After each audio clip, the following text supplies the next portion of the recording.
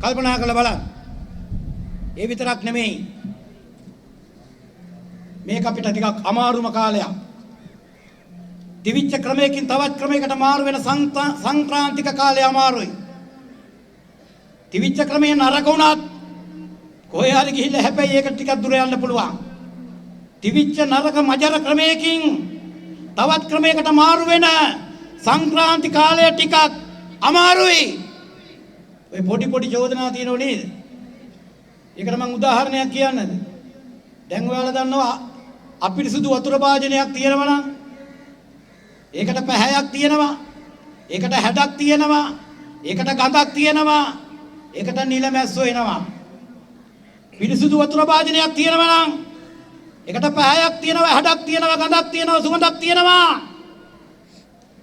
ඒක හඳුනා ගන්න ලෑසි. දැන් මේ කාලේ මොකද්ද වෙච්ච අලකලංචිය?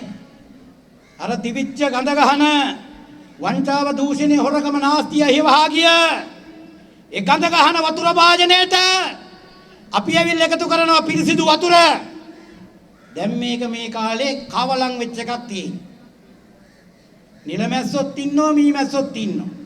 සුවඳක් තියෙනවා, ගඳක් තියෙනවා. පාටක් ගත්තට පස්සේ කියා ගන්නත් බෑ. හැබැයි දැන් මේක මොකද්ද කරන්න ඕන? නැවත නිලමැස්සන්ගේ රජදහනක් වෙන්න දෙනවද? නිලමැස්ස එලවලා සුවඳවත් මීමැස්සන්ගේ රජදහනක් බවට පරිවර්තනය කරනවද? දැන් මොකද කරන්න ඕන? නොනවත්වාවක් කරන්න ඕන පිරිසුදු ජලය. එතකොට මේක පවිත්‍ර වෙනවා. එතකොට ඒ ලට්ටපට්ට පැටලි නෑ. දැන් ওই පොඩි පැටලි ටිකක් තියෙනවනේ. සතියේ බොරුව, දෙකේ බොරුව. ඒව කියනවනේ. ඒව එතනින් ඉවර වෙනවා. ඒක නිසා අපිට විශ්වාසයක් තියෙනවා මේ ගමන හොඳ තැනකින් කෙලවර කරන්න පුළුවන්. දැන් අපි ඒ ටික විතරද කළේ? ඒ විතරක් නෙමෙයි, අම්මලා තාත්තලාගේ හදවතේ ගින්දරපත් වෙච්ච මාතෘකාවක් තිබුණා. කුඩු පුරවරයක් බවට පරිවර්තනය වෙලා තිබුණා. ඔයාලා හොඳ වෙලාවට බලය මාරු නොකළා නම් අපි ආරක්ෂක ඇමතිවරයා කිව්වා පසුගිය මාස 6ට ලංකාවට ගෙනාපු කුඩු ප්‍රමාණයේ වටිනාකම මිලියන 50000ක්. මිලියන 50000ක්. කෝටි 5000ක්. අද හැමතැනම මහා මුහුද ගුවන් හැමතැනකින්ම මේ කුඩු ලංකාවට එන කල්ලනවා. කල්පනා කරලා බලන්න මේක වුණා නම් මොකද වෙන්නේ? තව අවුරුද්දක් දෙකක් ගියා නම් මේ කුඩු බීපු දරුවන්ගේ මේ රට වෙනස් කරන්න හම්බ වෙන්නේ නැහැ. වාසනාවකට වෙනස් උනේ අපි කුඩු මත්ද්‍රව්‍ය මේ රටෙන් තුරන් කරන්න දැවැන්ත කාර්යභාරයක් පටන් ගත්තා.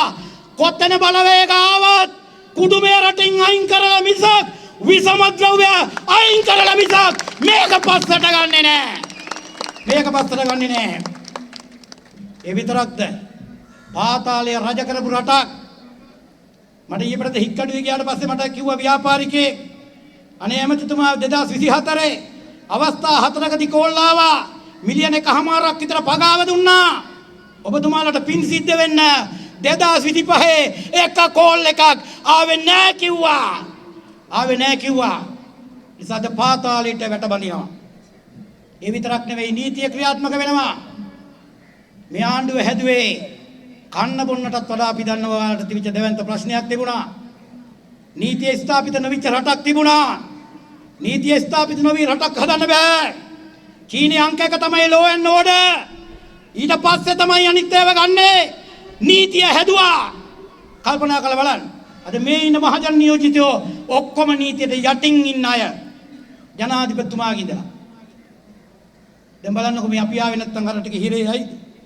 මහින්දානන්ද ඇතුලේ ඉන්නවා. නලින් ප්‍රනාන්දු ඇතුලේ ඉන්නවා. ජෝන්ස්ටන් 110ක් ඇතුලේ ඉඳලා ආවා. තව නඩු ගොඩක් තියෙනවා. එස්.එම්. චන්ද්‍රසේනගේ මල්ලි ඉන්නවා. එයාගේ නෝනා ඉන්නවා. දැන් මල්ලි නෑනත් අරගෙන ඇතුලට ගිහිල්ලා. කට්ටියම දැන් ඇතුලේ. ඔයාලා දකින්න ඇති මේ දවස්වල Facebook එකේ යනවා මූණත් අහඩු ගොඩක් සහ ඉස්සරහට නඩු තියෙන දින ටික. එතකොට කලබල වෙනවා. ජනතාවට ආණ්ඩුව ප්‍රශ්නයෙන් සම්බන්ධ ප්‍රශ්න නැහැ. ප්‍රශ්න තියෙනවා අපි දන්නවා, ජනතාව දන්නවා. ආණ්ඩුව යන ගමන ගැන විශ්වාසයක් ඉඳ ඉවසන් ඉන්නවා. විශ්වාසයක් තියෙනවා. හැබැයි මේ ආණ්ඩුව කාටද බාධකයක් වෙලා තියෙන්නේ? ආණ්ඩුව බාධකයක් වෙලා තියෙන්නේ මේ දූෂිත පාලකයන්. එයාලා කියනවා මේ ආණ්ඩුව පෙල්ලනවල. එයාලගේ එකක් හදනවල. මේ අවුරුද්ද තමයි අනුර සහෝදරය කිව්වා නීතිය දැඩිව තදව වේගෙන් ක්‍රියාත්මක වෙන වර්ෂය.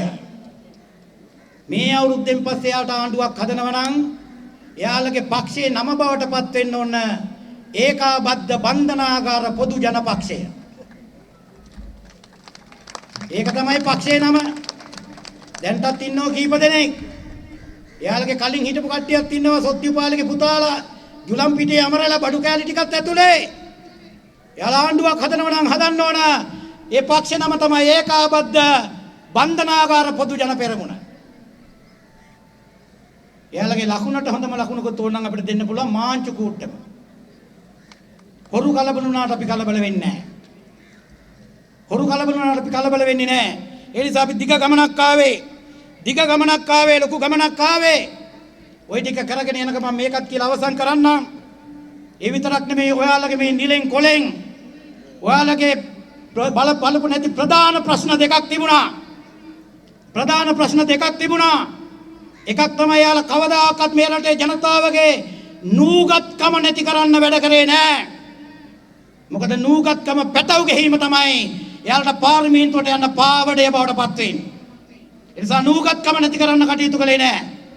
දෙවෙනි එක තමයි යාලා දුප්පත්කම නැති කරේ නෑ.